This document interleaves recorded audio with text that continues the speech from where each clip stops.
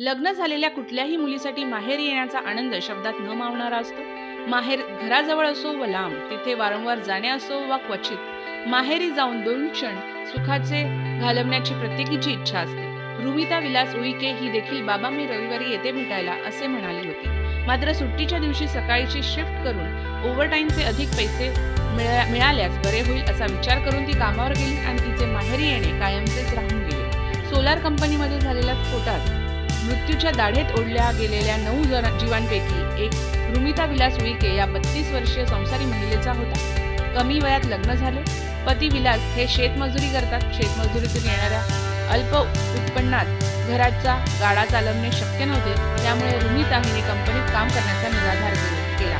इयत्ता 12वी उत्तीर्ण झालेल्या रुमिताने 3-4 वर्षांपूर्वी कामास सुरुवात केली. दोघांच्या कमाईत घर सुरू होते.